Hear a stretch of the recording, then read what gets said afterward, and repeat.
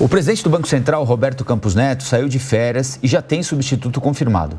O chefe interino da autoridade monetária será Gabriel Galípolo, braço direito do ministro da Fazenda, Fernando Haddad, até antes de ser indicado para o Banco Central. Ele era o executivo do ministério e é agora o favorito para a indicação ao cargo de Roberto Campos Neto para o mandato que começa no ano que vem. Marília Ribeiro. O presidente do Banco Central, Roberto Campos Neto, escolheu o diretor de política monetária, Gabriel Galípolo, para ocupar o seu lugar interinamente durante as férias. O regime interno dá ao presidente da instituição o direito de escolher um interino em caso de ausência. As férias de Campos Neto começaram oficialmente no dia 3 de julho, mas Galípolo assumiu o comando do banco no dia 28 de junho, quando o titular viajou para Lisboa. Galípolo fica no comando do BC até o dia 19 de julho e Campos Neto deve retornar das férias antes da próxima reunião do Comitê de Política Monetária, o Copom, que é responsável por fixar a taxa básica de juros da economia brasileira. Galípolo foi braço direito do ministro da Fazenda, Fernando Haddad, e é visto como favorito para a indicação do presidente Luiz Inácio Lula da Silva à presidência da autarquia no fim deste ano, com o fim do mandato de Campos Neto. Indicado por Bolsonaro e alvo constante de críticas de Lula, Campos Neto deixa a presidência do BC no dia 31 de dezembro deste ano, de acordo com a Lei de Autonomia. A Comissão de Constituição e Justiça do Senado Federal adiou nesta quarta-feira a votação da proposta de emenda à Constituição que muda o regime jurídico do Banco Central. Se aprovada, a PEC transforma o BC em empresa pública e asseguraria independência técnica, operacional, administrativa, orçamentária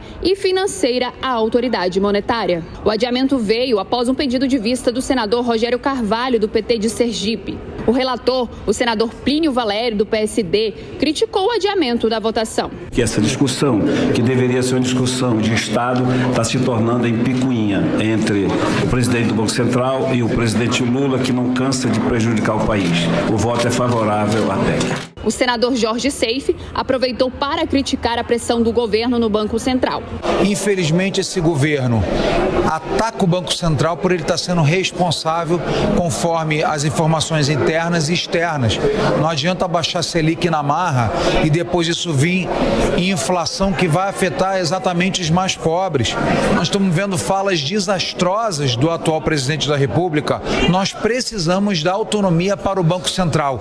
O Banco Central não pode estar ao sabor do governo, fazendo taxas artificiais, sendo manipulado por políticos. Atualmente, a legislação já assegura autonomia operacional ao BC, com mandatos de 4 anos para o presidente e os diretores do órgão.